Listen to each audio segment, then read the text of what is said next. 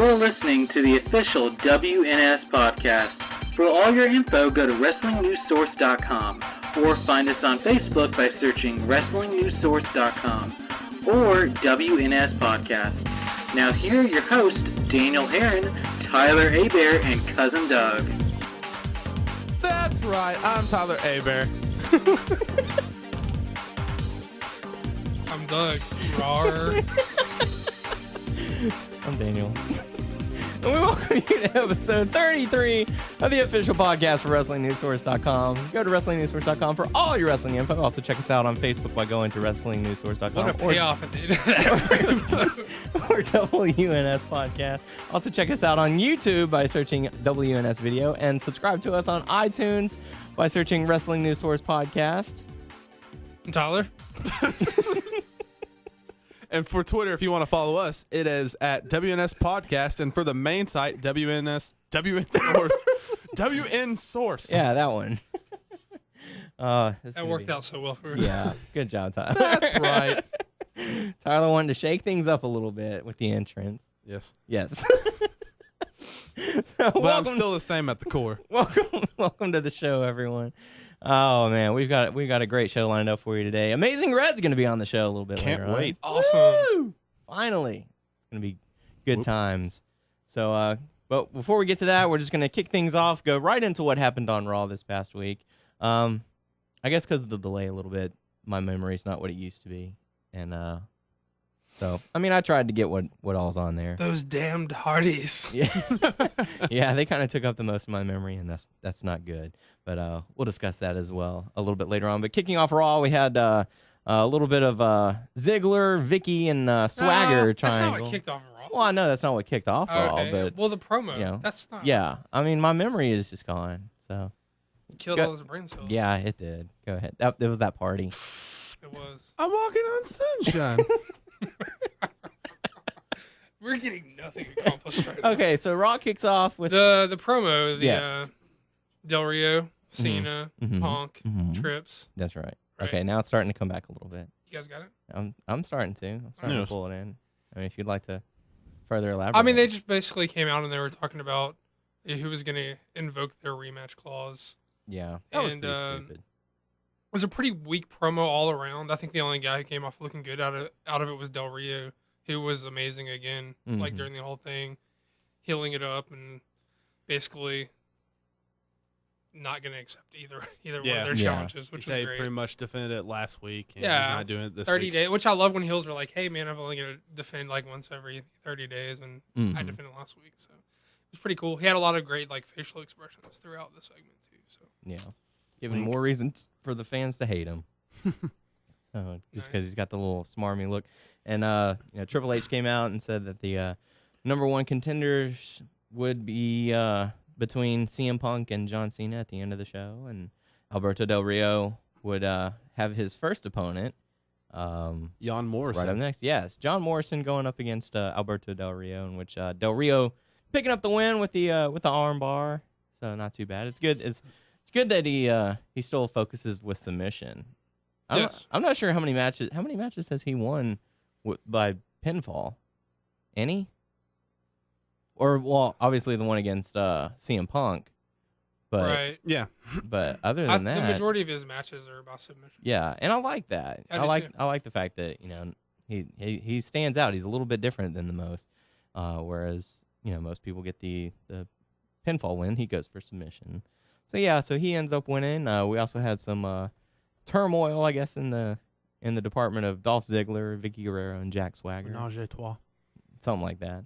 It seems Vicky is, sort of auditioning Jack Swagger for to see if she wants to manage him or something like that. Why should Swagger have to audition? He's a former world heavyweight champion. That's very true. Yeah. And like, since when are like, Since when is Vicky a good manager? well, since when are managers like exclusive? You can only manage one person at a time. Like in the past, like managers would have like stables of people. Kimchi and Kamala? Where's Kamala? Why would you book Kim Chi without Kamala? But I mean, Oh, there's Kamala. yeah, he's right there. But it's first off, is Vicky even that good of a manager? I mean, she's basically just like a heat seeker. Like that's pretty much all she's known for. Is she really a good manager, or are they just saying, "Hey, let me stand next to you so people will boo me"? Well, Dolph's retained the title. Yeah. Pretty much. Or is that mostly just Dolph being Dolph? Well, Dolph's that's a pretty good wrestler. right. But I mean, that's what they're saying, that like she adds to it, like storyline wise. I mean, we're not talking like actuality, but you know. Do you think that soon that they're gonna break off? Because they've been, I guess, taunting that between Ziggler and Vicky. Yeah, now, Ziggler doesn't need Vicky, so that. I think that like he needs to step out from the shadow, but I would also like to see Vicky have like a stable of a couple of guys that she managed, like a couple of dudes, like pick up Swagger. Who say you were gonna give take it back to the old days and have like a little mini stable of guys managed by one person, being Vicky. What are 2 other guys besides Swagger you'd put her with? Probably Miz and Truth. Just because, like, you could have your one singles guy and your one tag team. Because it seems like they're going that route with those two. Yeah, but those guys don't necessarily... They don't need it. But, like maybe say that Ziggler does drop Vicky. And then, so she takes on Swagger. Right. Well, Swagger starts getting real successful. He starts, looking like he might be another a main eventer guy again. So then Miz and Truth are like, well, hey, we've been out of the main event picture for a while. Maybe she can get us going, and we can get some tag team gold or something like that. That makes sense. I'm just kind of throwing that out there. What do you think, Tyler? What about and y'all probably disagree. What about like since they lost the tag team titles, like pick up either McGillicuddy or Otunga? Yeah, or both. Try and get them back into. Title contention for the tag team or something like that. Because my question is, what are those two going to do now that they've lost the tag team gold? Well, you think they're going to do the rematch? Yeah, I mean they're obviously going to do the rematch. If they lose, then what else is for them? Yeah, go to Superstars and then eventually Future Endeavor, unless one of them steps out. But the last time that either one of them have even been on a mic was, before Mason Ryan was gone. Mm-hmm. So like they've had no mic time. They've hardly been on any kind of angle or anything since Punk blew up. But just going back to the angle with Swagger, Ziggler, and Vicky, do you think there's going to be something between Ziggler and Swagger, or it's just like Ziggler's just going to focus like, hey, you can't be managing other people, and it's just going to be really just towards Vicky? See, that's the part where I thought that I was confused about, like why he was so pissed, because they've kind of had like a tear in their relationship, and he's kind of been like, you're costing me this, or I don't need you. But then she went out there with Swagger, and he's like, hey, wait a minute, you can't, whatever. I don't know. Yeah, it's definitely weird to see where they're going to go with this, but I mean, you just have to see in time, I guess. That's the only thing you really can do, just other than assume. But we also have congratulations going out to Kofi Kingston and Evan Bourne. They defeated Otunga Cuddy, as I like to call him. That's the first time I heard that. So they became the new tag team champions, and as you said, Tyler, they will. That sounds like some sort of Play-Doh. Dude, McTunga is so much better. McTunga is so much better. Otunga. McDonald's will come in and say, hey, wait a minute. But Otunga Cuddy sounds like some sort of Play-Doh. Yeah. I don't know. It was just one of the first things that popped in my head. Otunga Cuddy. So I told you guys, McTunga is McTunga. Yeah. McTunga Cuddy. I want a McTunga mill. Yeah, there you go. So I mean, that's what it sounds like to me. But for Kofi and Bourne, I mean, what's gonna be with them, because they put the titles on them. Then who else they have? I guess they got McGillicuddy and Otunga still, and then Usos, and who else? Maybe Miz and Truth. Maybe Miz and Truth, yeah. And then I haven't really been watching Superstars lately, but they need to make these guys stick together for a while if they're gonna do it. If you're gonna do a makeshift tag team, then give them some time together. Definitely. So we'll have to see. And speaking of possibly the rebuilding of a tag division, Miz and R-Truth coming out and cutting some pretty good promos, I think. I thought it was pretty awesome. Yeah. I liked it. I loved it actually. Yeah, I mean it was really good the way that they were, working the crowd. Yeah, man. So I really liked. I like Truth's new rap with You suck, you suck, you suck, you suck. But Miz was a pretty weak hype man there. Yeah, he was offbeat. Yeah, his timing was off a little bit, and it was still pretty awesome though. Yeah, I liked it. They got the crowd booing them pretty hard. Yeah. Miz seemed like he was getting really pissed off at him. Miz is saying, with us being together, it's awesome. Yeah. So we'll have to keep an eye on these two guys as they're gonna. Who knows what they're gonna do? Maybe build up and and see what I don't know where I'm going with this. We'll just keep watching them. What do you think that's what they're gonna do with Kofi and Bourne after? It kind of seems like it. Like, I mean, them being together, what else are they going to do? I guess attack. Why does Miz always get stuffed in the tag teams? He had Jericho, he had Big Show. John Morrison. Well, he came up kind of almost with Morrison, but I don't know. I think he does pretty well as a tag team. He's a good tag wrestler. He can stand alone, but I think does he walk alone? I think he's kind of fitted. I think he's a little more fitted into the tag division. Like he's got sort of the build, but he's not like the biggest guy. So like I think a tag division is pretty good where he is. He can be a champion, like the world champion, as we've seen before.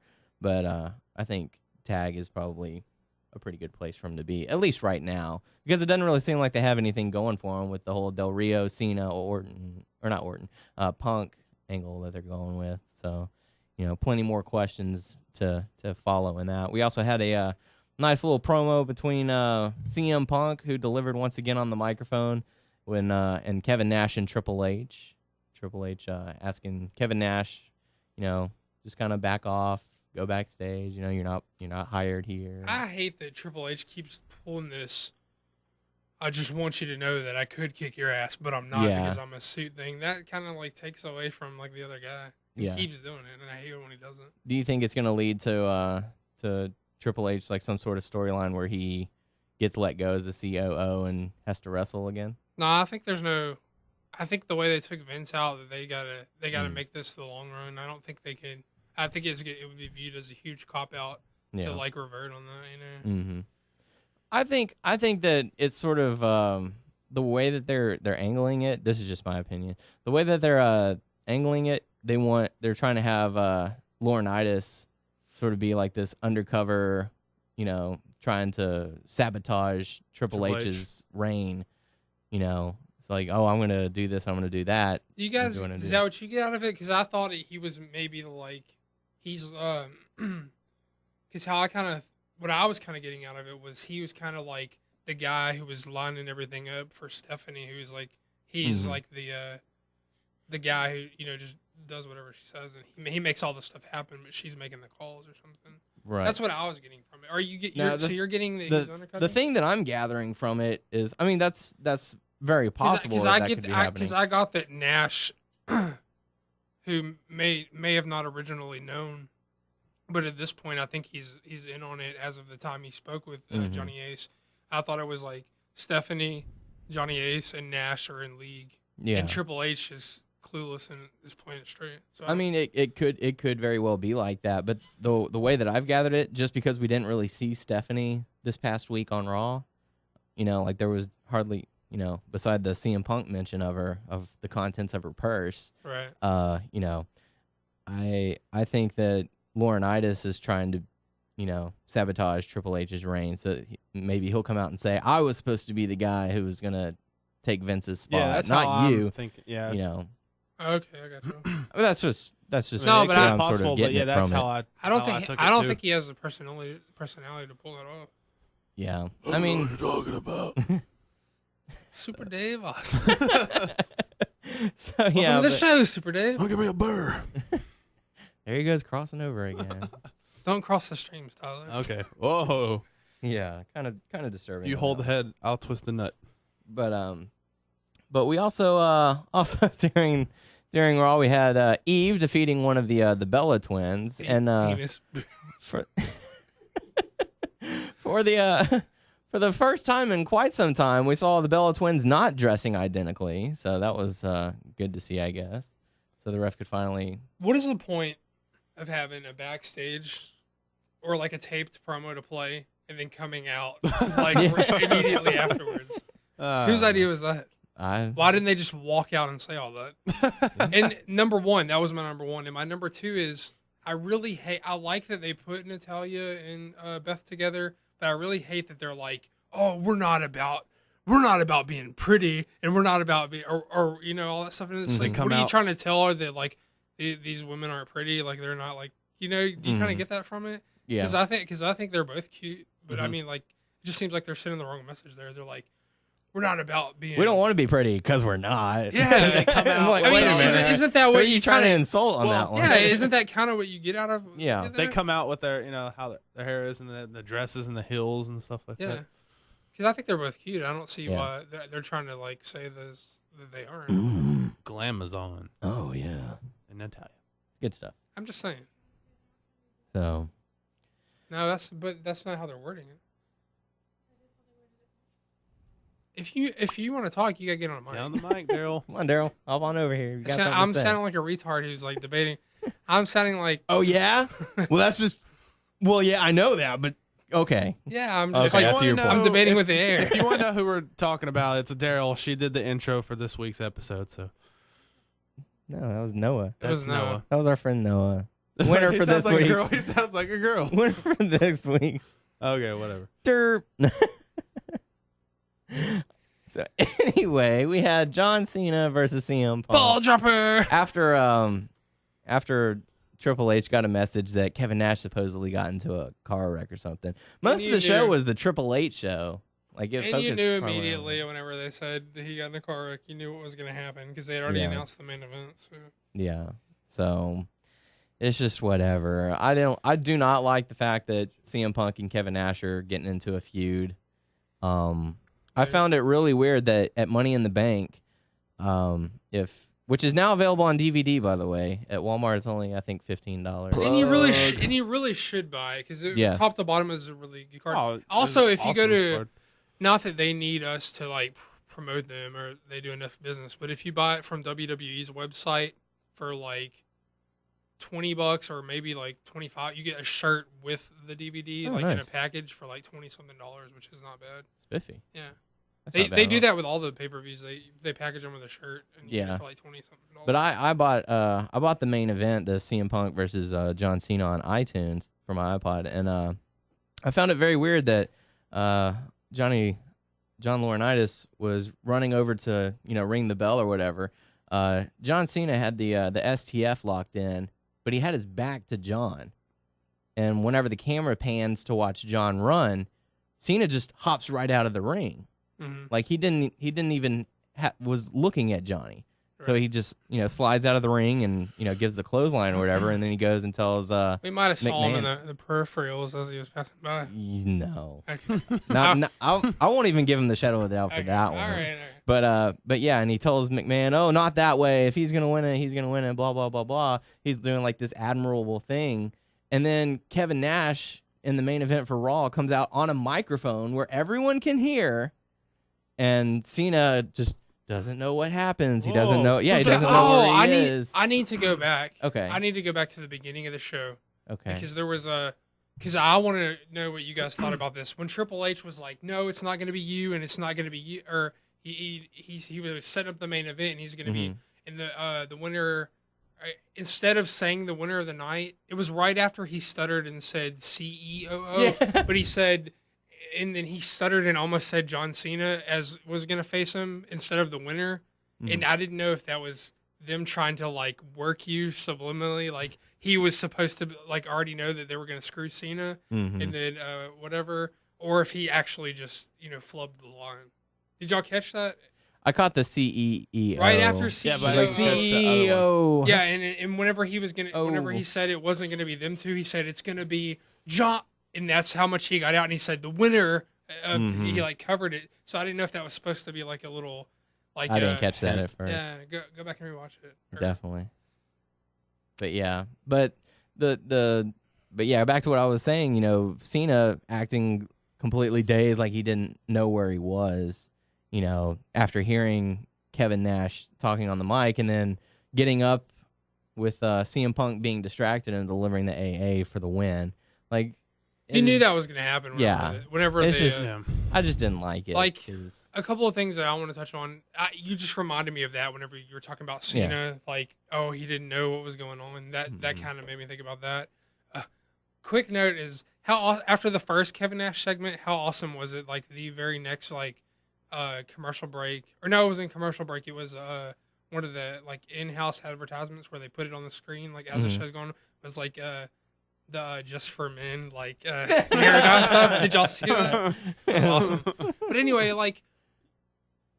can somebody please explain to me why they think that Kevin Nash could get putting Punk over Kevin Nash is going to get him more over than going over John Cena? No. How? I don't Why? see how that.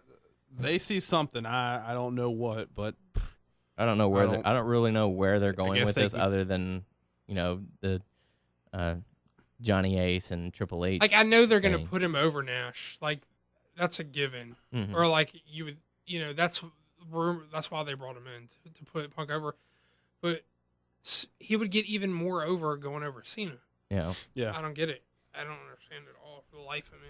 I'm not too sure. But one thing I did like about the CM Punk Cena match was right before the bell, whenever Cena always takes his shirt off and throws it to the crowd. He threw it to someone, and they threw it back, so he threw it to someone else. They threw it back twice. And then he finally threw it to someone else, and they took it, and Punk is just sitting there going, they didn't throw my shirt back.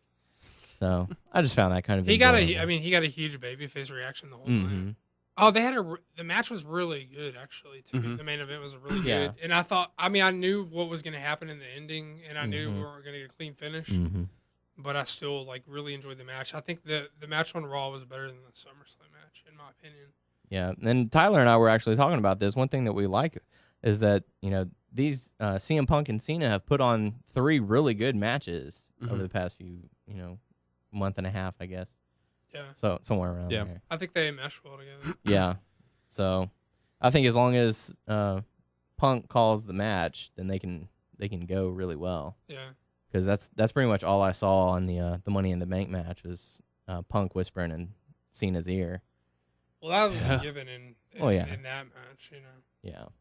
So, but yeah, that's pretty much how Raw kicked off, or Raw happened, I guess you could say. Just a little heads up, folks. Next week's show is going to be delayed one day since Smackdown will be live on Tuesday night. So we're gonna delay it one day so that way we can talk about Raw and SmackDown and everything that happened over the weekend. We'll just go from there. In the news of TNA, I don't know if anyone's heard of this yet, but it's kind of late breaking news. Matt Hardy being released from TNA. Released from TNA Impact after a DWI and crashing his vehicle into a tree, and very recently has been rushed into a hospital. So, 8. We're not laughing about him going to the hospital. Number 8. Inside joke. We're not laughing about anyone going to the hospital. It was a joke. Not earlier. doing the joke.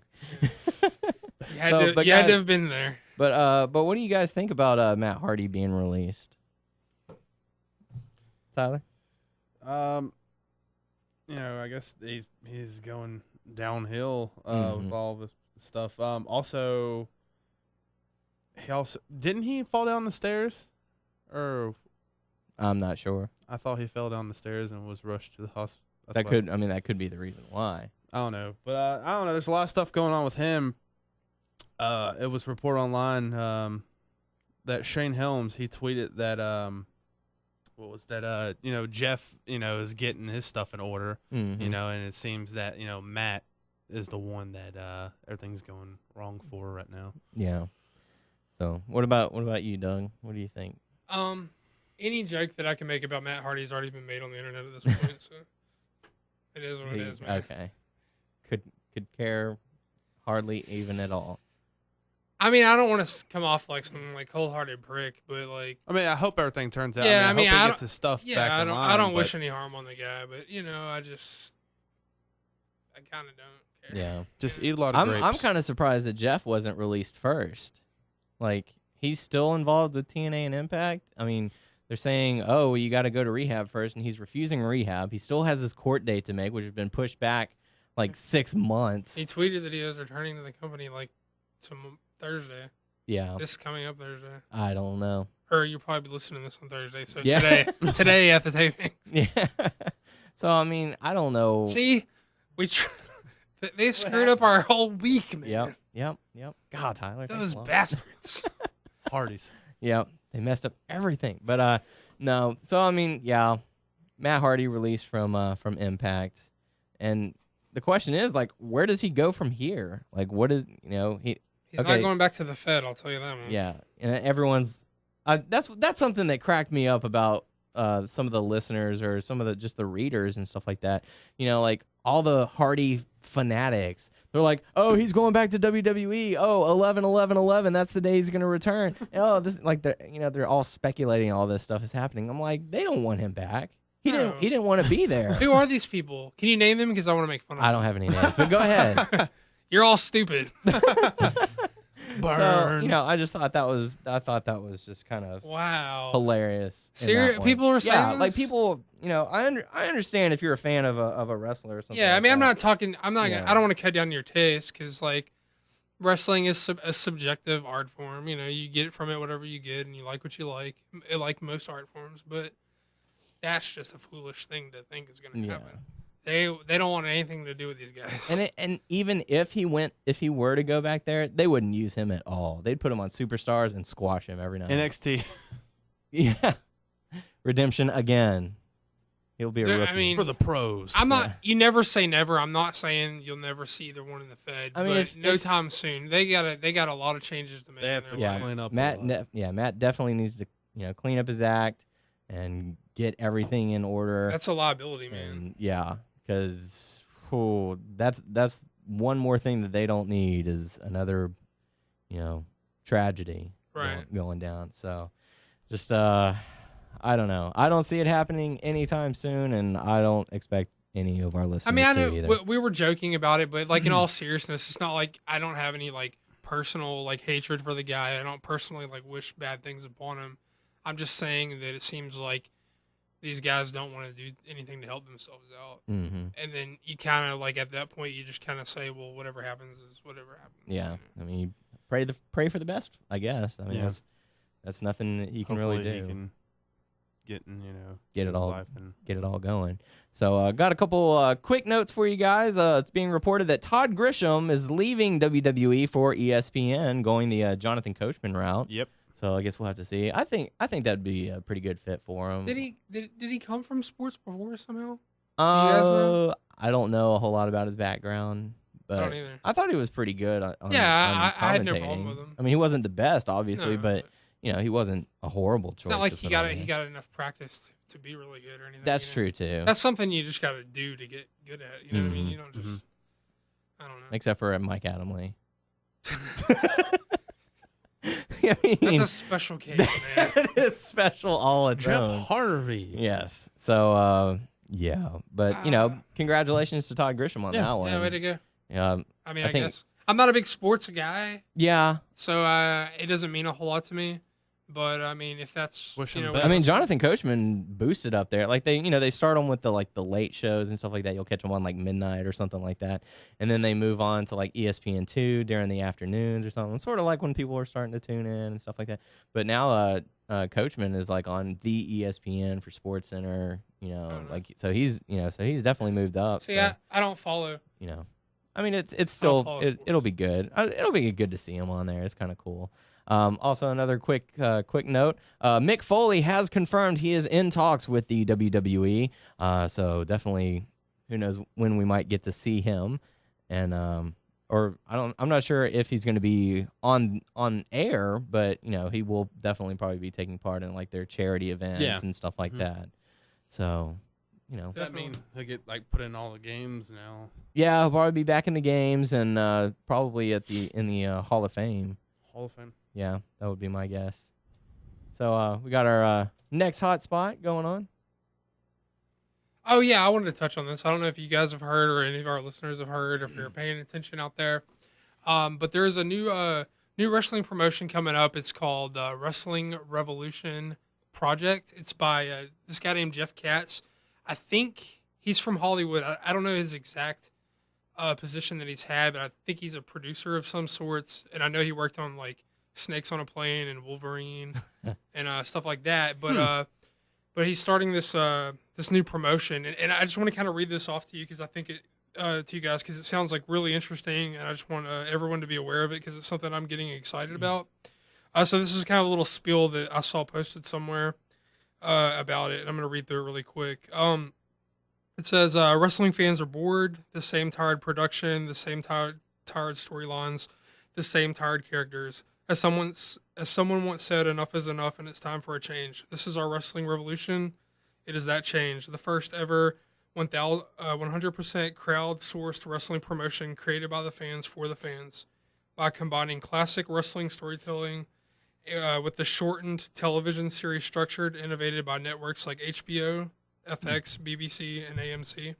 Our Wrestling Revolution product will be both familiar and entirely new. Each 12-episode season will tell a complete set of stories, introducing characters that will evolve and grow with each passing season. Take the season-long build of shows like The Wire or Dexter and apply it to the basic wrestling model, and you have the idea of where we're going. Every character has a mission, a journey, and a reason for stepping into the ring. Some will rise, some will fall, and you will be there to see it all. With the benefit of a defined start and finish, the viewer is guaranteed a complete wrestling storytelling experience. Each season will culminate in our season finale or super show, where storylines conclude and start anew. New legends will be forged and lasting memories will be made. Fresh new characters, meaningful themes, and wrestling-driven storylines with a beginning, middle, and end. What a novel concept. So basically, it's by the Jeff Katz dude. So it sounds like what they're doing is like, I mean, I don't know, like I think it's cool that it's going to be like 12 episode seasons that it's going to conclude in like a super show, and sounds like they're doing like really like kind of television influenced like story arcs where they reference Dexter and The Wire, which are both really cool shows, and so I'm really excited about this, and I think it's WrestlingRevolutionProject.com is the website, but go check it out. They're releasing one new roster member every day for every weekday, Monday through Friday for the next, I guess, couple of months. And another thing that I think is really interesting about this is how it seems to be so story like TV influenced. They're introducing the characters one a day as their actual names. So it's kind of weird if these guys are going to be these guys are, being hired as themselves to play these characters. I know today was day 3, but to go back to Monday, the first roster member announced for this project was Scott Colton. If for you guys who don't know, that's Colt Cabana. Oh, wow. But he was announced as his real name, so I thought that was kind of weird. And some of the other guys, I know today it was Ken Doan, Kenny Dykstra. You guys remember it was also, and Dr. Luther, who was a guy from the old FMW stuff in Japan. So I don't know. It just sounds really cool. It sounds refreshing. I think it's kind of weird, not weird, but weird in a good way that this guy seems like he wants to give it like a new approach. Yeah. So check that out. I mean, I don't know. That sounds cool. Definitely have to check that out. Thank you very much, Doug. Yeah. Good stuff. Sorry to give the long spiel, but I couldn't articulate what they're trying to say just by rambling off. So that's cool, man. Now it's time for a very special interview, and here we go. You're listening to a special interview segment from the official podcast of WrestlingNewsSource.com. Okay, folks, at this time, we're going to take a little break from our regular show. We're going to have a special interview portion. We're going to be joined by 3-time X Division champion, former TNA wrestler, the one, the only, the Amazing Red. Amazing Red, thank you for joining us today. Thank you guys for having me. Yeah, we definitely appreciate you taking some time out and being on our little humble show, I guess. So, you were in TNA for quite some time and recently departed from TNA. What were like the main reasons for you leaving TNA? It was like mostly the same thing with a couple other friends of mine in the X Division.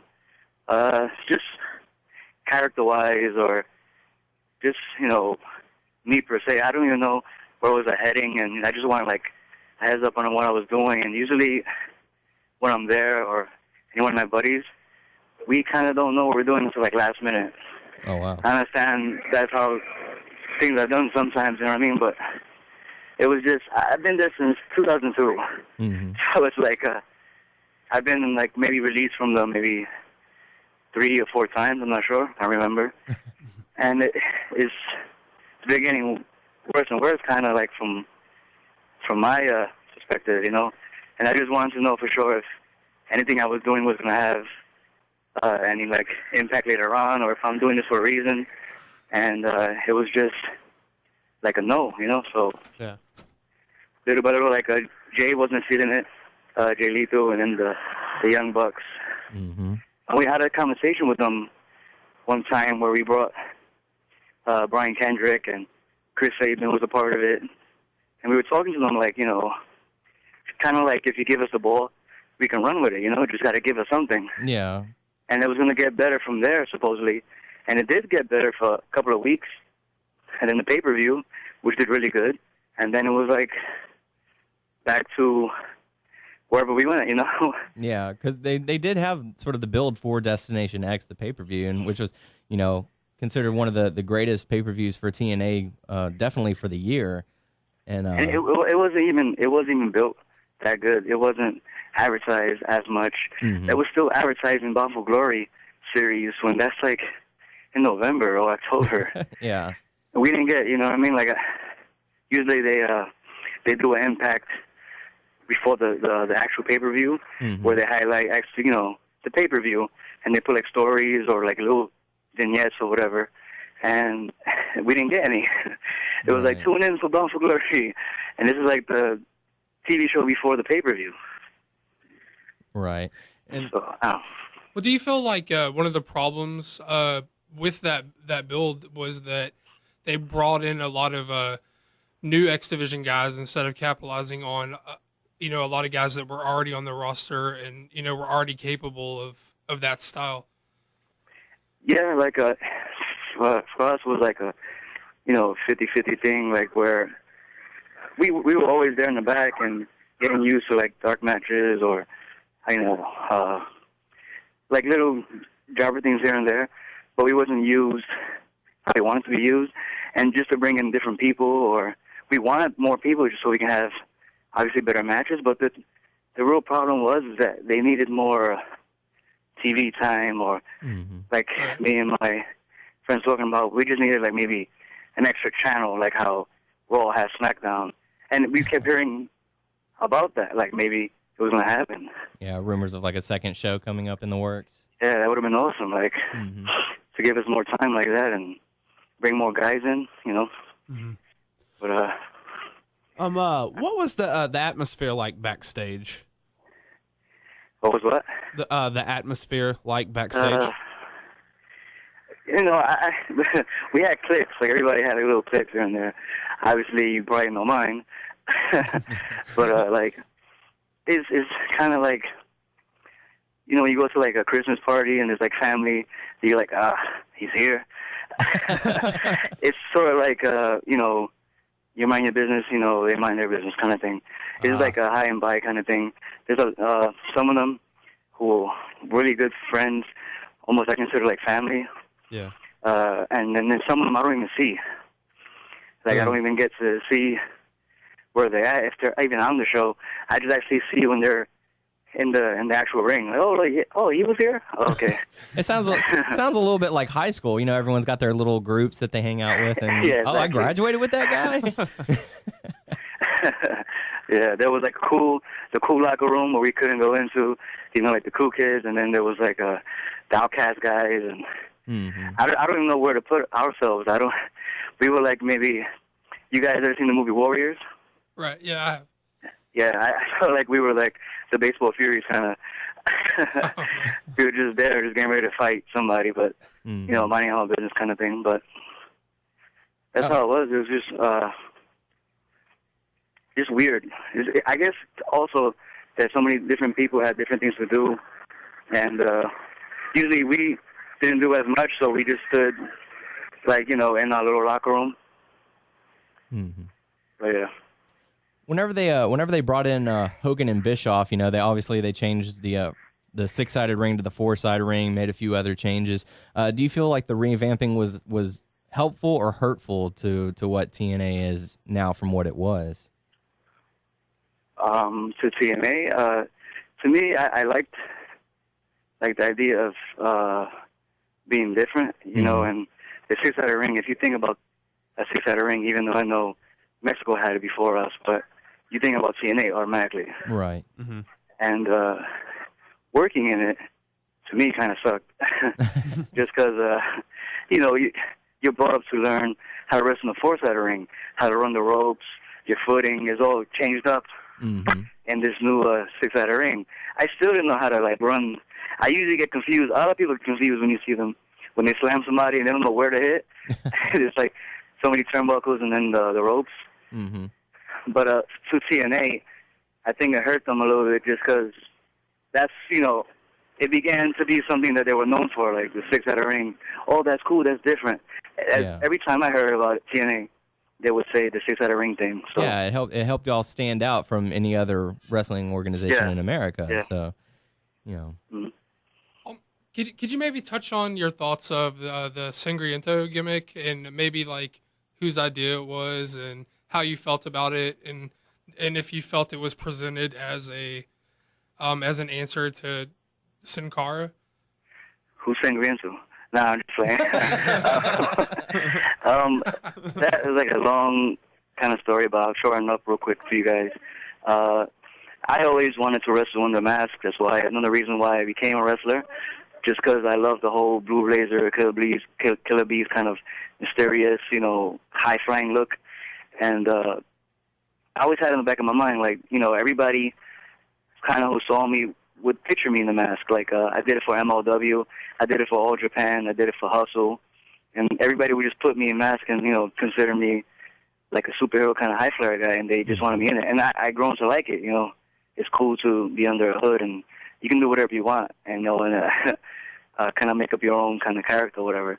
So I wanted to do that in TNA, but I was kind of waiting for them to throw the idea to me first, because, that's my problem. Like one of my biggest problems is that I'm too humble. Yeah, I'm kind of too quiet, where people just see, they just probably make up an idea or a story, and they're like, oh, Red will be fine with it. He's not going to say nothing anyway. He'll just do it.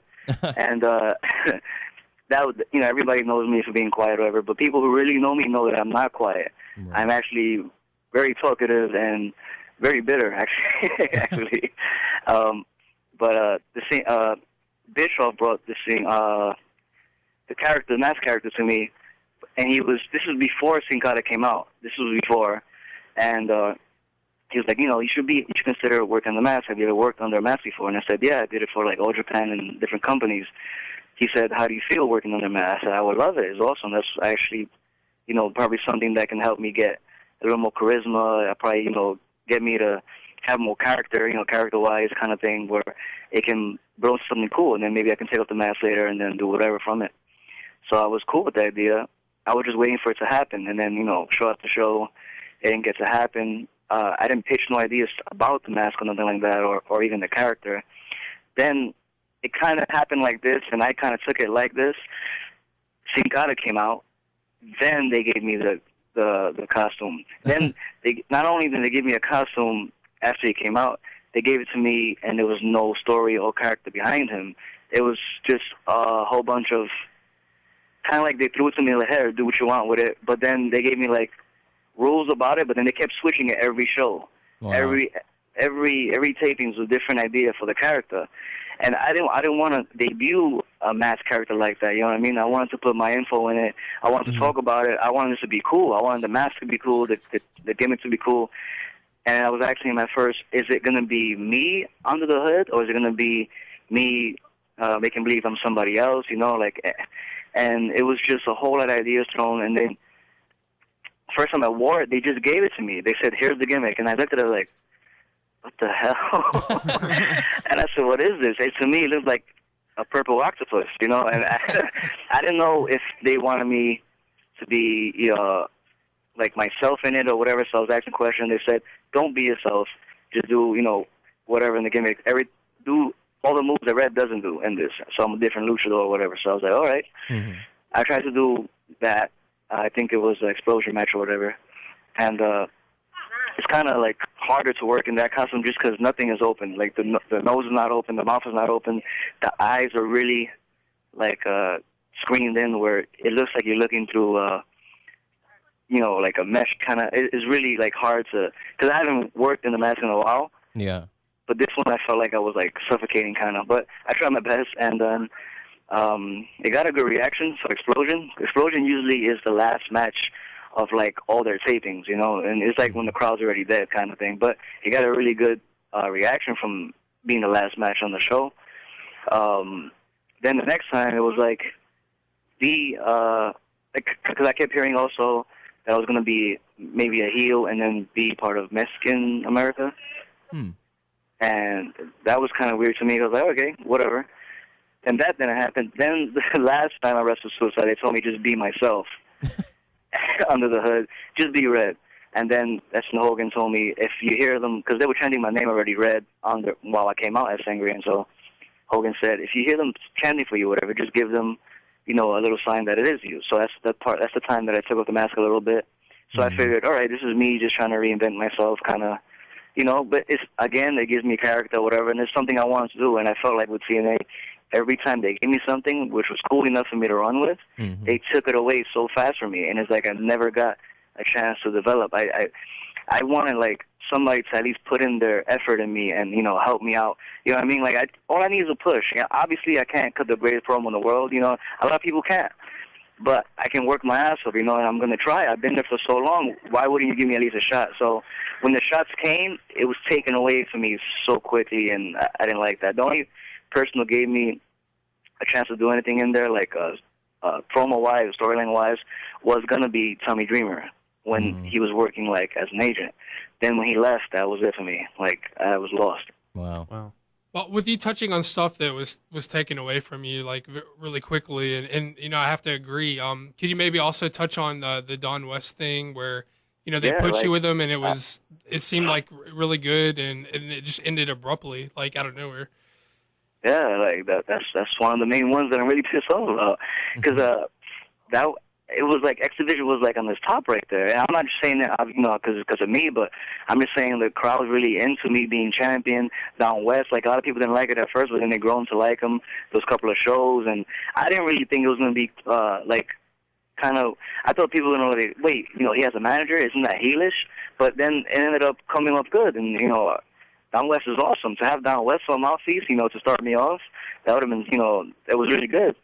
And from what I heard, like later on, me and Down West were going to keep on going until Down West starts getting me in trouble, kind of like almost healing out on me. And then it's like I finally cover his mouth, and then I'm like, I'm sick of you talking. And then I finally break out and I talk, and you know what I mean? Like that would have got people behind me more. Yeah. And it would have gave me the character that I need to, get the extra level in wrestling. And it's like right before, like I just won the Bound for, in Bound for Glory, I won the Ultimate X match. Even though the biggest pop of that match was when Daniels almost died. That was crazy. But it was really good, and the Down West thing was awesome. I got my action figure at the same time. I got the T-shirt at the same time. Then the next show, he was like, well, they're taking me away from you. I was like, why? And he didn't know why. And he was like just saying that somebody told him that I don't need a mouthpiece. And I was like, well, let them just give me you for a little while more, and then they could say that, Like, you can't just ask about what are the fans are going to think. Like, what are these people? People are not, fans are not dumb. I don't understand. Like, you put me with Don West, you gave me like a little storyline with him. Even I had beef with Homicide in the storyline where he was attacking Don West and I'm helping him or whatever. Then you take Don West away, like, without no explanation or nothing. And even to me, like, it's just weird to me. And it's like, well, he's not coming out with you no more, so just go out there. I'm like, I'm confused.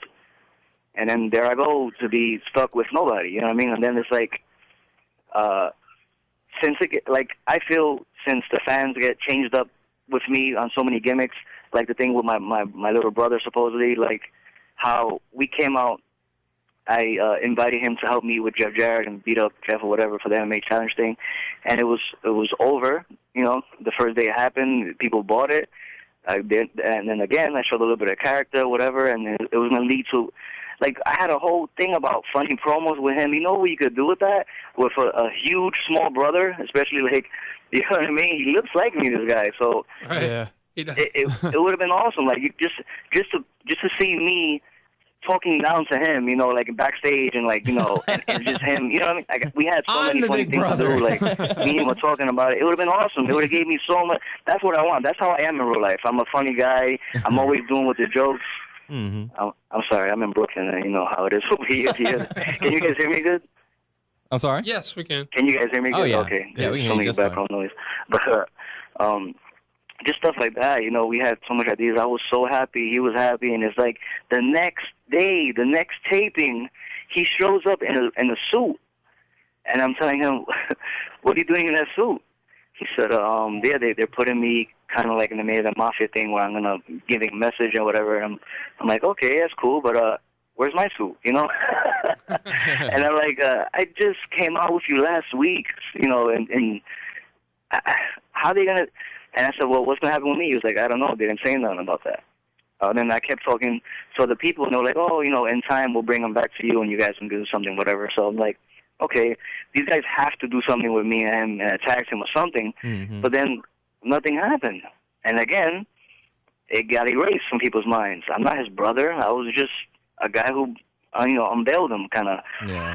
And it's a real big slap and a disrespectful slap to my face because it's like, I've been there so long. I've been humble this whole time. You know what I mean? Like, I don't say anything. I don't. You know, even you know, I do say a couple of things, but I'm pissed off at the fact that I should have said things. I should have opened my mouth when I was there, like more. You know, Yeah. and it's like since they thought all that, like of me, like oh, he won't matter, he won't care, blah blah. It just pisses me off because it's like disrespectful, and then it's like they take him away and then they leave me to, you know, not being booked, not even being on TV, and he is undefeated or he's on TV all the time, cutting promos, and it's like nothing of me. And I'm home just looking at this like, wow, you know, they just said, hey, Reg, do us a favor, get him over, and then just break out. Yeah. Yeah.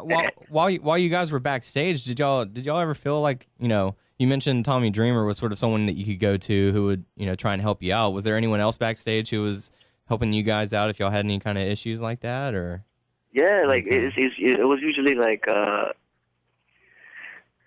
I don't want to name that many names, but I know it was D-Lo was awesome. Terry Teller when he was there was awesome. You know, Dreamer. When Savio was there, Savio was awesome.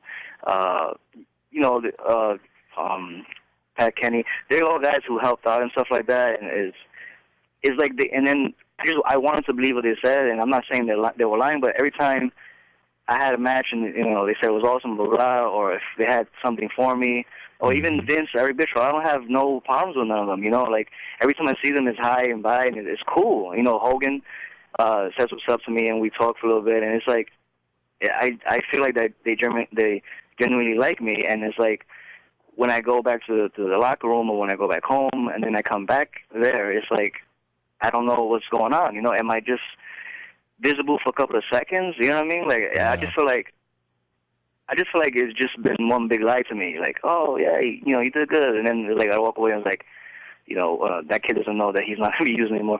That's how I just feel. You know, I'm just probably talking, you know, with little angry business right now, but that's how I just felt like. And obviously, I'm not going to blame them either because I never said anything like that much to them. I said to a couple of people that listen to me or whatever, but they just told me just to wait it out and, you know, see what happens. Mm-hmm. But I can't do that no more, man. I can't. Only wait I have for so a family. long. I have things to do. Like, I've been there too long. You know what I mean? Like, it's crazy. I got to stand up somehow. And I see how every other place is blowing up, doing their thing, and WWE, they changed up their whole game by putting CM Punk on top, and it looks like they were bringing more cruiserweights in and stuff like that. So, I'm not, you know, I'm still young that I think of, but my body, I don't feel like crap, but I got a couple of years in here. I still want to make it to where I'm supposed to be. Definitely. Later down the line, do you see yourself going back to TNA, or do you have any plans to go to WWE, or like I said, this business is you know, I've been released from TNA like 3 or 4 times. I came right back. I'm not saying I will never go back because this business is like a revolving door, and you never know. You never know. You can say, I'm not going to be one of those people, I'm never going back, and then I end up showing up, they're like sellout. But it's not like that. I'm not saying I hate TNA. I don't hate TNA. I love TNA. I love what they did for me. They helped me out in so many ways. I just wanted that extra, I wanted them to kind of like treat me, like one of their top guys. Because it's ever since I've been there, I've had top matches, and I everybody in the back, loves me or whatever. And it's just like I feel like I wanted to get that, across in TV time. You know what I mean? Like everybody who really knows me, they know that I have all this stuff, and it's like it's never been used. And every time it's about to be there, it's about to be used. I'm about to talk. I'm about to open up, and be a character finally. And it's like it gets taken from me, and it's like, damn. Now, how am I gonna get this back? And then I get one back. And I'm like, damn. So I'm trying, man. Like I see, I'm gonna do whatever's right for me at the moment. Also money-wise, because if I don't challenge that part either, then I'm never gonna get respected in that department either. You know what I mean? And it's that's obviously another reason why people, wrestlers do this. I'm not saying that I need all this money, but I do need a little bit more, because I've been wrestling for like 13 years, and from the stuff that I did, my body, it gets beating, and I see how Ray is now, and I don't want to be like that. I give so much respect to Ray, because he still flips and does his thing, and he's all beat up, and it's like every 5 seconds you got to get surgery on something. Yeah. I can't, I love my kids too much. Yes, I do have 2 kids. And any place that wants to take me, I was looking right away. I was looking straight at WWE, Ring of Honor, New Japan, anything. I just love to wrestle, and I just love those companies. I always wanted to do them while I was part of TNA. Obviously, besides WWE, because you can't do that. But it just never happened. Like I felt like somebody was holding me back from doing it. Because I see other people, like the Young Bucks are doing it, Christopher Daniels did it, the Motor City Machine Guns went to Japan and stuff, and it's like, I heard when they called to me, nobody told me anything. So, I don't know what was that about, but... Have you been in any kind of contact with WWE, Ring of Honor, any of those bigger groups?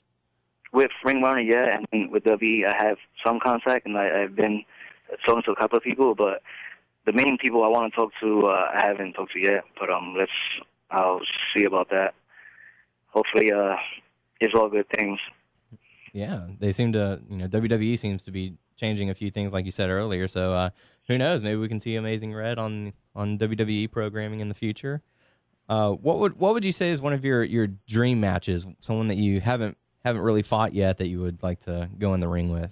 I've been promoting this since like 2002, 2003. I think I need to. It's not that it's a dream match right now. I think I need to do it before he leaves. And he actually probably just got injured, but I want to wrestle Ray so bad. Yeah. And especially when I saw him, such a cool guy, and like Eddie Guerrero told him like so much about me, and he was telling me he heard so much about me, and just from the conversation with him like that, I was like, I need to wrestle this guy. I have to, because I think it will be, super awesome, and everybody wants to see it. I've been compared to him since I came out, and it's like a respect thing for me. Like, I need to wrestle. Man, I kept doing little Twitter things here and there, making little videos, and I'm like calling him out, like it's gonna happen soon. But like I said, in this business, you never know. So it's funny. Maybe before he leaves, I can probably get in on him. Because I see him kind of retiring soon. Just because of injuries, man. Like, I don't know how much somebody can take. Just bust into a house show or something and be like, hey, man, just 15 minutes real quick. Just let me go. Slide in. Give him 30, man. Come on. Yeah, well, I was just saying, 15 to get going. That's next on my mind. There you go. Going to the past just a little bit, what would you say your best memory is with your trainer, Mikey Whipwreck? Best memory, what, wrestling-wise, or him ripping me? Either or. Just like something that's memorable to you, just something, I guess, that stand out, about him, or just anything. with Mikey, like every day that I practiced with him, every time we was on the road with him, was always something special. Just because the kind of guy Mikey is, he's awesome, man. He's an awesome guy. Like one of the things I can tell you is every time he has a retirement match, he still didn't retire, but he had 3 of them so far. But he always calls me to do it with him, and it's either I tag against him or I wrestle against him. But I love the fact that every time he decides to retire, he calls me, you know, and wants to put me in the match with him. But yeah, I haven't talked to him actually or seen him in a while, but everything with him is awesome. Cool. Yeah. So, Rick, you were born in Puerto Rico, correct? Yes. About how long did you live there before moving to the States? That part of my life really to me was like kind of like a blur, but I would say maybe 3 or 4 I came to the States. Oh, okay. But you've been back to wrestle in Puerto Rico. So I was just wondering, maybe you could maybe touch upon how in Puerto Rico the face heel dynamic is taken like so seriously as compared to like here in the States. Maybe just talk about that a little bit for, you know, our listeners who may not be familiar with that. Yeah, Puerto Rico is a different type of wrestling. Like, for all the fans or whoever who's hearing this, I'm not saying that wrestling's fake right now, but over there wrestling is believed to be real. Like, you cannot be hanging out with the bad guy at all.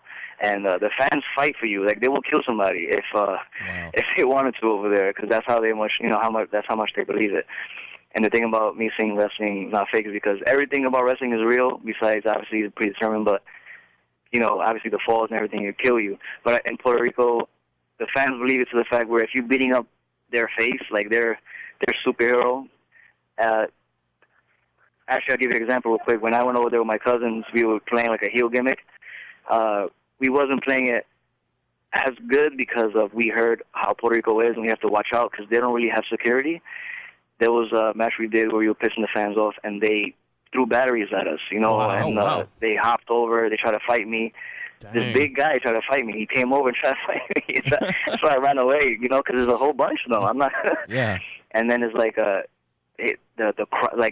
and you can do anything over there. You get a super reaction. Like, we were going over there doing all these flips and all this crazy stuff, and like we heard nothing. Like, it was a pin drop, you know, because they were confused. We was moving too fast with them. And back in the day, you know, me and my cousins, we had no psychology. We were just doing high spot. Then it was like somebody pulled us over. I forgot who his name was, but somebody like Fabio. He was just like, listen, you don't have to do all that stuff. You know, you do. This is real face against heel stuff over here. This is what they believe in. Mm-hmm. And it's a good guy against a bad guy. All you got to do as a bad guy is just, you know, obviously do one move and take some people, and that was it. So the next day we used what he said, and from the pop that we will get over here in the States for like a Spanish fly or like some kind of sick triple T move we'll do, we got that same pop over there for a body slam. Oh, wow. Wow. Yeah. Nice. Yeah, and it's like, obviously over here, they're hungry to see you, like, kill yourself, and it's like, you put a headlock on, they're like, boring, you know. A lot of people, a lot of fans are real spoiled, you know. But I'm over there, they sit and they watch, and they're into it, every second of it. You don't hear, they will never say boring, because, you know, it's so real to them. Like, everything, slams, punches, when the bad guy, like, curses them out, they really walk to them, you know. It's like they spit at them. How do you find a way to bring batteries to a show? It sounds like really cool, but really frightening at the same time. Yeah, it was scary at first. You know, it was really scary at first. Because one of the batteries actually almost hit me, and it hit the floor. And when it hit the floor, it left like one of those little sparks. Wow. That's how hard they threw it, you know. So I was like, let's get out of here. We're too little to be heroes right now. Wow. You show up there, please let me be the face tonight. Especially me, like, the little kids wanted to fight me just because I was like, you know, 5'6", 120 pounds. I was super little. I'm surprised I got booked anywhere. That's how small I was. But, yeah, they wanted to kill me, little kids. Very nice. Well, not very nice on that part. But no, it's a good experience, though. I would love to go back. And that's another thing on my list, too, you know, just in case. Yeah, I'll probably give Savio a call and visit my mom at the same time. So, Yeah, any place that will have me, I will be gladly sure to help work and do whatever. Very nice. So, like CZW, like, have you ever thought about going back there, or maybe interested in Involve or Dragon Gate USA? Yeah, anything really. Like I want to see Dragon Gate as soon as I seen like Dragon Kid and Seaman, all of them. I like on VHS tapes, just because they reminded me and my cousins of like our style that we brought to the Indies. And I was like, wow, they got people in Japan who do the same stuff we do. And then it was funny because at one point, how everybody was like, oh, like new indie wrestlers, or even old school indie wrestlers, we would take tapes from Japan and then copy their moves, like in a certain way, and then unveil them over here in the Indies, and like as if it was ours. When I went over there, Quiet Storm. You guys heard of Quiet Storm? Yes. Yeah, he lives in the dojo over there in Kansai or whatever, and they do the same thing. They get indie tapes and they steal our moves. So I guess at the same time we were looking at each other like that, and I always wanted to go to Dragon Gate since I saw the tapes, and just because it was so familiar the way they worked. Mm-hmm. But I never got to. Every time I wanted to go, I was either in TNA or I was in some other place, or if I was probably contemplating retirement at one point, that big space that I took in between wrestling where I tore my ACL. They called me like right there, and I heard, oh, Dragon Gate wants to use you, and I was like, oh, I can't right now because I gained so much weight and my knee is really bad still. So it's like I never got to do it. CDW, same thing. I would love to go back. I have no problem with them and with how they work. So yeah. Well, so what's next for you, Red? I mean, I know you've got the House of Glory training school going on, but so what's up with that? And kind of talk about what you got going on for us. Well, the good part about that is now I got more time to be with them. Right. But the House of Glory school is another thing that we loved about Japan, and how they have a dojo, and they usually have like their students live with them and they teach them, like their style of wrestling and how they were brought up. Mm-hmm. So me and my cousins always wanted to do that. We always wanted to have like a little dojo of kids, of like kind of like a little soldiers and a little class of high flying guys who know how to work and stuff like that. So we finally got it started and got a lot of students and stuff too, so which is kind of cool. And every time I can, I go and I train with them and I take photos with them. A lot of trainers usually don't get in the ring and do things with the guys. It'll be called like their gym, and then they'll never show up and they have somebody else train. Right. I make sure I'm when I'm there, I'm in the ring with them, taking these photos with them, just so if they see you doing it, they're like, oh, I definitely could do it. Very nice. Really quickly, who's tougher on the students? You, Joel, Brian XL, or Quiet Storm? Who's the tougher trainer? If you ask any one of my students or Joel O'Brien, it's me. Like I don't play that, man. Like I don't get in there. It's hard for people to understand that just because you guys see a different side of me. You guys see the humble, peaceful Red, whatever. But I'm very bad, man. Like especially, it's not even like bad like that. I mean, like I'm very serious about wrestling. That's what because I love wrestling. Like if you make fun of wrestling, I'll probably fight you. Like that's how much to the heart I take it. Give some tough love. And yeah, and when I get in there, these kids know that I don't play. Like we play around because that's one thing too about I don't like to be that hard on people, and if they can't get it, I'm not gonna bust his balls because a lot of people this is not for them. A lot of wrestling fans or people who grew up can't be in this business just because this is different things. Like we had this one kid with like asthma who gets like migraines when he bumps. I feel bad, but I still stay there in training, and he still comes once in a while. Just I show him we can do like cardio stuff and get his a ring shape at least. But it's going to be hard for him to make it into go to Indies and stuff with that kind of like fault that he has. That's crazy. Like I was worried, when he first bumped and stuff like that. He got up and really dizzy and fell, and it was hard, but.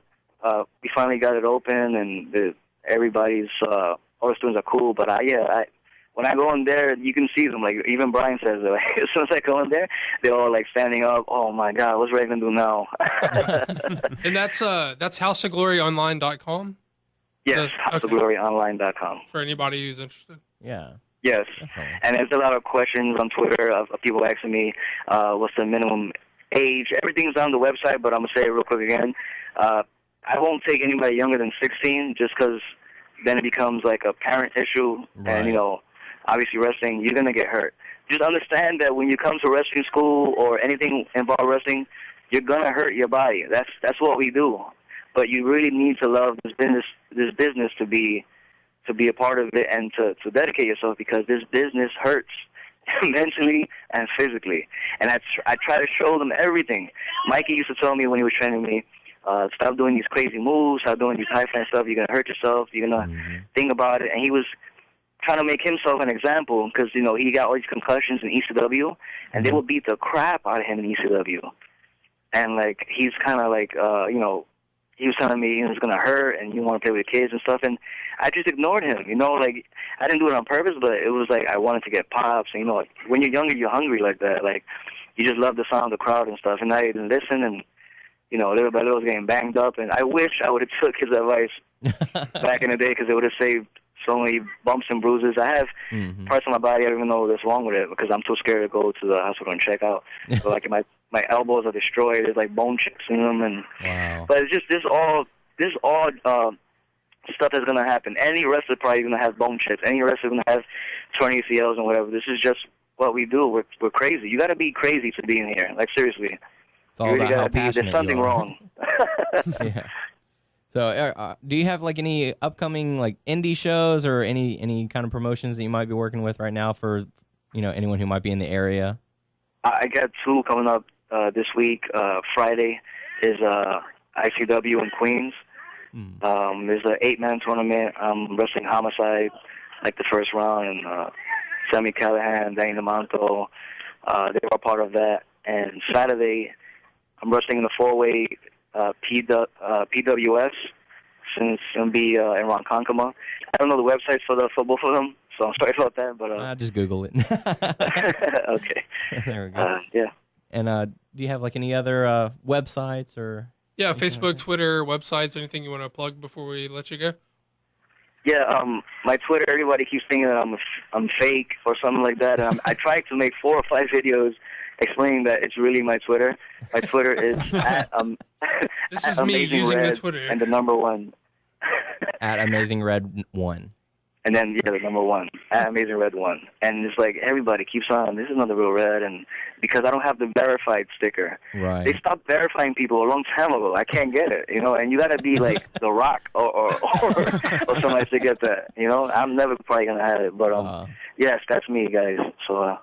Very nice. Amazing Red, it has certainly been a pleasure. We certainly do appreciate you taking some time Thanks a lot, Ray. We and appreciate joining it, man. us. Thank you, man. Thank you guys. Much fun. And we do hope to see you on some of the bigger networks here coming up, maybe in the near future. Thank you guys. I hope it comes soon too. So yeah. But thank you guys. Have fun, guys. Yeah, definitely. Take care. You too. All right, bye. Bye. Very good stuff. I enjoyed that. Cool. Very good. Happy to have him on the show. Absolutely. To support other shows going on, we have some interesting local news. I'm not sure how many of our listeners are there, but we want to support the local shows. So guys, it's important. Support independent wrestling. You have to, man. Yeah. If you like wrestling, get out there and find a show in your area. Yeah, find a show. Hell, promote it on ours if you want. Yeah. Post it on our podcast page for anyone in the area who might like our page and say, "Oh, okay, that's going on. I'll go and check that out." Yeah, man. Well, I mean, we want to plug wrestling related stuff on the show for the shameless plug. But if you guys give us some shameless plugs of some actual independent wrestling, stuff going out there, we'd be happy to plug it for you. Absolutely. So going on this weekend for us, we'll be attending the Shriners Wrestling. It's going to be on Saturday, August 27th. It's going to be featuring Hacksaw Jim Duggan, Zach Gowen, Kamala, as we mentioned a little bit earlier in the show. And so far it's... You can't see me, but I'm doing the Kamala belly slap. We can, though, and it's an interesting sight. Yeah, you were into it. I saw that look in your eyes. And it's also being advertised, the Honky Man is going to be going up against Doink the Clown. Yeah. So that'll be interesting. But it's a Shriners event, so it's it's a charity for good cause. So Yeah. So yeah, they've been they're it's a tour. So if you get a chance, check out the website and see if they're coming to your town. Absolutely. And So- anything in your area. Yeah, Check it just out. anything. Yeah, Yes, like we said. Support independent wrestling. Bueno. any wrestling show. So also just recently announced for our area, we're going to be having the Smackdown World Tour coming into our area. As we know so far, it's going to be Orton versus Christian versus Henry in a triple threat for the World Heavyweight Championship match. Also, Cody Rhodes versus Ezekiel Jackson. So we'll be attending that one as well. If you're a fan and you live in this area and you listen, come hang out Hit with us us up. at these shows, man. We go to pretty much any wrestling related thing in the area. Snowman shirt. Yeah. We're always there. Definitely. Come hang Any out with wrestling us. Show. Watch the show. Heck yeah. Have a beer with Doug. Yeah. Have a bunch of beers with Doug. Buy Doug some beer. There you go.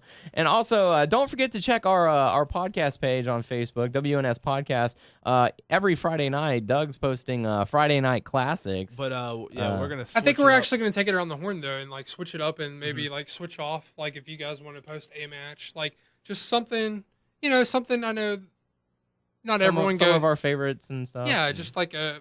And It some doesn't matches have to be people a- don't even know about. Yeah, that just- they're like, hey, they watch us. This is awesome. But just A mat. I think we're gonna trade off. I did too because we forgot to plug it. But Yeah. I think Tyler's gonna take next week, and it's just a match that whoever's turn it is that week is really into, or they really like, or think it's something other people. Or just something that's memorable. yeah, So Yeah, leave a comment. Tell us what you think. But we So- want to get discussion going. Yeah. So it's cool to like it or whatever, but discuss in the thread. Hey, I liked it because of this. Hey, I didn't like it because of this. Mm-hmm. We just want to get some discussion going. We want to be interactive with our fans. So Yeah. come talk to us.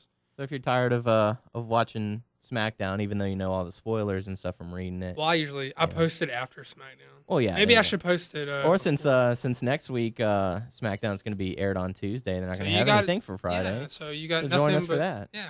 What do you got? Tyler, for you're us? up. Tyler, you're up. You got to make it good. All Gotta step your are game going to up be that you one, with no Tyler. SmackDown.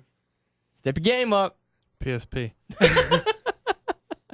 So there you go. Friday Night Classics with the podcast crew. Don't forget to join us. Like us on Facebook if you haven't already, WNS Podcast. And now it's time for the Q&A portion. Your questions, our answers. You got it right. I got it right this time. Yay. Hey. Tyler, want to... Thank you. What? Yay. You want to mix it up by any chance? Or... No, I'm good. Oh, okay. All right. Well, the first question coming from Primetime, who also we wanted to send a happy belated birthday Happy to. birthday! Hey, Opa! It's birthday. Happy Don't know if birthday to you. You guys aren't singing Happy with me. birthday to you. Happy birthday, dear Primetime. Happy birthday to you. How Oh. old are you? What other wrestling podcast is going to sing you happy birthday? Yeah. Tell your friends. Yeah. Oh, also, happy birthday to Noah Perriman. It's a little late now. Yay! Hey, Noah. We already sang once. He has Dragon Ball Z. Primetime asks, what WWE pay-per-view would you get rid of, and what pay-per-view concept would you replace it with? I would get rid of TLC because it seems like every year they just have to shoehorn some whack stipulation that doesn't ever go with the feud into it, and I'd probably bring back War Games. War Games. All right. Tyler? Hell in a Cell, Yeah. because they can have a pay-per-view with another name with 2 or 3 matches in Hell in a Cell. They don't need to have the whole thing called Hell in a Cell. To bring back something, crud, I don't know. Bad Blood. Bad Blood. Okay. I would probably get rid of Elimination Chamber, the pay-per-view itself. Just because, sort of like with Hell in a Cell, those are supposed to be important, monumental matches, not, oh, next week is this, by the way. It's supposed to be whenever someone says it, you're like, oh my gosh, yes, bring in the Elimination Chamber, I don't want it to be oh, January's Elimination Chamber, then it's going to be this, and it's going to be that. It lessens the value, it lessens the anticipation. Yeah. They used to do it every year at New Year's Revolution and stuff like that, but, I'd like... They don't do the American Bash anymore, huh? No, they stopped doing that. But the one I would probably bring back, In Your House. In your house. Yeah.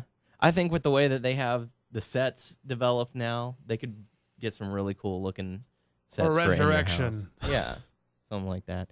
So, that's just what I think. So Erection. What? What are you talking about? So thank you, Prime Time, for that question. Our That's next erect question. my erection. Our next question is coming from Bobby, asking if you were to become a WWE superstar, how would you make your debut? Would you have vignettes? Would you how would you have your match, or would you confront a big star, et cetera, et cetera? Bob the Ladies Man. Yeah. At Bob the Ladies Man. See, we plugged you, Bobby. Now go get some of your friends and get us some likes. No shame. No shame. Nothing. Shameless. So what do you guys think? How if you were to debut in WWE, how would you want to do it? I would do it like this. I'm going to actually mention another company. Okay.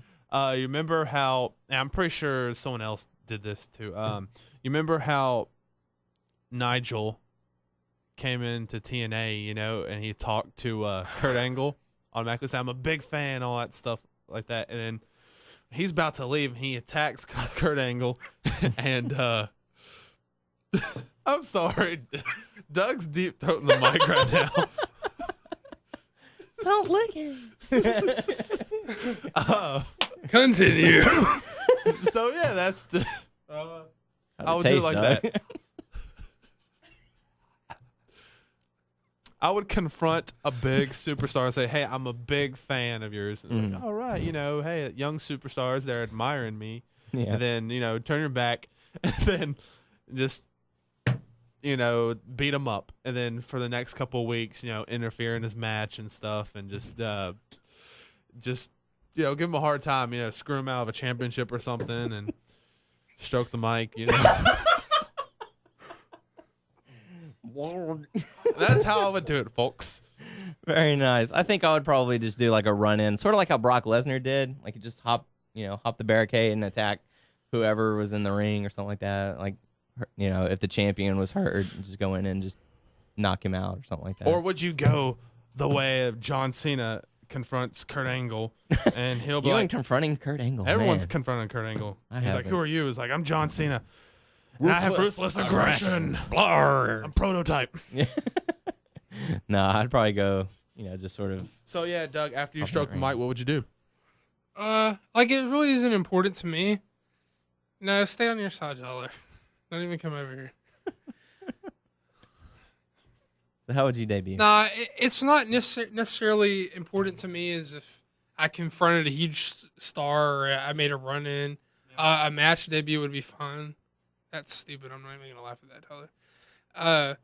I think vignettes are cool though. Like I just would want to be brought in as like kind of a big deal. Like I don't know if you guys remember whenever the Daniel Bryan had gone to FCW and they were kind of like, hinting at, this guy's like a well-traveled, can't talk, a well-traveled guy who had been these places and done these things. I think that's more important to me than like, just. I think you can accomplish that just fine in the vignette. I don't think I need to like jump anybody or anything like that. So. Okay, very good. Thank you, Bobby, for that question. Our next question coming from Jamie, saying, could storyline for Sin Cara be that Hunico claims that he was approached by WWE higher-ups, that Sin Cara had too many botches in his matches and that he could do a better job than Mystico? Then Mystico returns mad at him, so we sort of have a feud between Sin Caras. I don't see that No, happening. man. No, that's too like shooty. That's like too much of a shoot thing. Like you can't like the Punk quote unquote shoot. The work shoot works because he can say I'm pissed off because I didn't get a push, but you can like work that to mean he didn't get a shot in like matches or he didn't get the right kind of like matches. They didn't get behind him. They didn't have any confidence in him to wrestle different guys. But that's legitimately saying your storyline is, hey, that guy, how we work together and do fake stuff? Well, he keeps messing up. So I want to do his spot. And I'm not making fun of your question. I'm just saying that breaking down like that's like what I'm getting out of the question. And I think that's too much of a shoot. Shooty kind of a thing to do. Do you know what I'm saying? Like say in the middle of a match, you got the Hunico Sin Cara wrestling against someone. We'll just throw in, insert wrestler name here. So they're having a match, and then during the match, Sin Cara's music hits, And so, the Hunico Sin Cara is standing in the ring, kind of looking around, going, what's What's going going on? on? And then the Mystico Sin Cara comes out onto the ramp and points at that Sin Cara. Mm-hmm.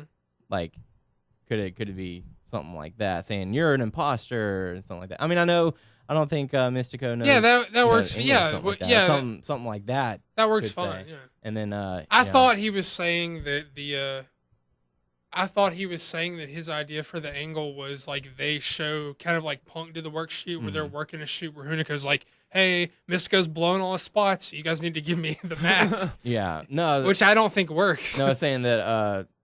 Oh, okay, yeah, he approached it.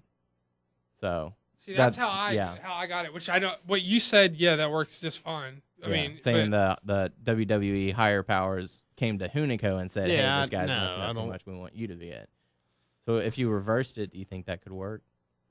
not or if just not say- if the. Or just say, oh, he's an imposter. He's not I mean, the I real. think if you're gonna do that, you got to go with the imposter thing. Yeah, not just with say the, he's not the real Sin Cara. Yeah, I mean, like Just mean, like the fake canes. everyone knows Yeah. it's fake, but if like you're going through the trouble of acknowledging on air in your product that he's blowing spots, Yeah. means he's messing up the choreography or something. It's like Yeah. too much of a, Mm-hmm. it's So, like it okay. doesn't work for me. So I think a different storyline than that Yeah. would probably be a little bit better as I far think- as feuding those two. Yeah. I mean, I got no problem with them feuding. Okay. I just don't like. I mean, the business. You just set the business back 20 years, kid. You're exposing the business. Okay, but thank you for the question. Our I next, feel like I'm stuttering a lot. Am I stuttering a lot today? I don't No. know. Am I? I don't know. Daryl? Are you videotaping me? Consult the off You are microphone. Okay. Our next question is coming from our YouTube channel. Go to WNS Video to submit your questions there. Just subscribe to our channel. Leave us a question. The first one coming from Brian is WWE asking, when do you think that we will get to see a new WWE Championship title design, and who do you think will be the first to hold the new championship? I thought they were gonna bring in a new one, like after the Cena and Cena and Orton, or- unified champion or whatever. You mean Cena and Punk? Cena Punk? Yeah, that's what I said. Yeah, that's what I thought too, but it that's didn't what I happen. thought, but no. I mean, And actually, also I thought maybe when the Miz won the title, Yeah, whenever he just flipped debut, yeah. that was stupid. I think it's coming. Or I mean, I don't know. I guess I've been thinking it's coming, but Everyone's been hoping that it's going to come Yeah. pretty soon, but as far as as far as when, who knows? As far as who knows? I'd like for it to be Punk though. I think Daniel Bryan. right now would be the perfect time to debut one while Del Rio's champion, because he says, "Oh, I have all this money, I have all these cars, I have all this fancy Right. stuff. I want my own belt. So Right. here we go. Here's our new belt." So he'll cough up cash or something like that, It's and he'll made be in the first Mexico. person to hold it. That's That works for me. That's I fine. think that would be a perfect. I just way want for a him to bring it in. classic looking belt. I Yeah. don't want to like a. Like if he wants to say, "I'm a traditional champion, so we're gonna have a traditional looking Yeah, belt" or yeah, something there like you that. Of course he'd be, smarmy like the Yeah. way he is in order to do it. But I think that would probably be, I think now would be the best time to do it if they're going to. If not, then we're probably gonna be stuck with this belt for another 2 or 3 years at least. Just as long as Cena is on top. Yeah. So I think they're too afraid to yeah. knock them there. So Okay, so our final question for the night coming from the one Tom Lawson. Yeah, Tom Lawson. Saying, hey guys, what do you think the WWE would be like if Cena and Orton weren't part of the company? They would be some more Cena than Orton's. I think they would build some. Well, not probably exactly like Cena, but there'll be someone that how everyone's like, oh, we don't like Cena for so and so. Yeah. There'll be someone in his place. I mean, their sales would be down a little bit because obviously Cena, cashes in on that. He's their cash cow.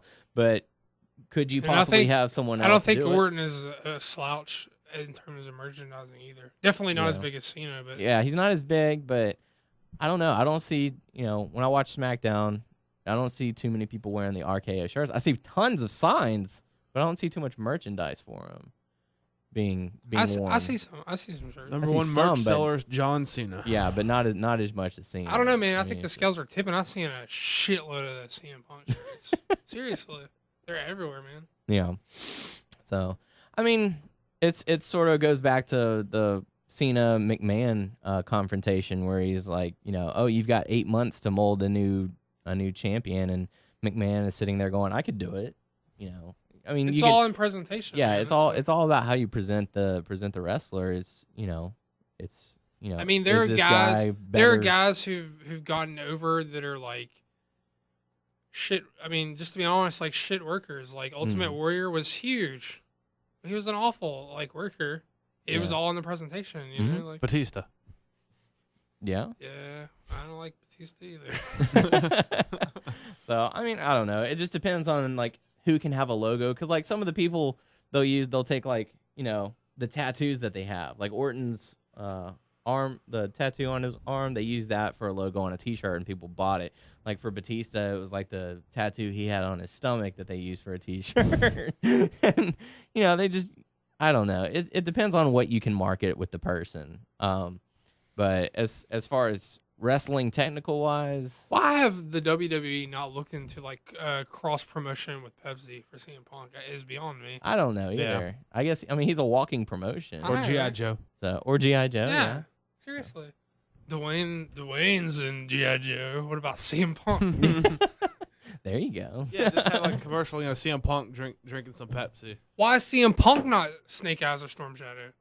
Seriously. It's ridiculous. Because the doctor is. But yeah, submit your questions. Go to YouTube, WNS Video, also on Facebook, WNS Podcast. A reminder that we will be delaying next week's show for one day so that we can talk about the live Smackdown going on Tuesday. So you won't have to worry about spoilers because it'll actually be taking place. So yes, in Italy we're gonna try. We know you asked about that video, and we just didn't get a chance. But, yes, we're gonna try and get that done for next week. WWE and TNA, we will get that done. We've got a lot on our schedule, but we will be getting stuff going. We hope you enjoyed the interview with Amazing Red. We hope to have many more interviews coming in September. Not going to give a whole lot of details about that, but we do have some Stay tuned. in the works. We're playing it close to the vest. Yeah, I'm going to make sure that we don't spoil. Yeah, we don't want to spoil anything. But on that note, since we've got some big stuff lined up, and go back out there. We got a little bit of a jump on the likes on Facebook, but I know we talked about this last time. But go tell your friends if they like wrestling. Then all you have to do is suggest them. Yeah. So yeah, it's free. Our podcast is. Well, y'all know it's free, but just tell your friends. Check it out. Yeah, check it out. Suggest it on Facebook or nothing to lose. Put a link. It's free. Absolutely. There you go. So the many ways you can find our podcast, go to WrestlingNewsSource.com. Check us out on Facebook, WNS Podcast or WrestlingNewsSource.com. Also on YouTube by going WNS Video, and you can subscribe to us on iTunes by searching Wrestling News Source Podcast.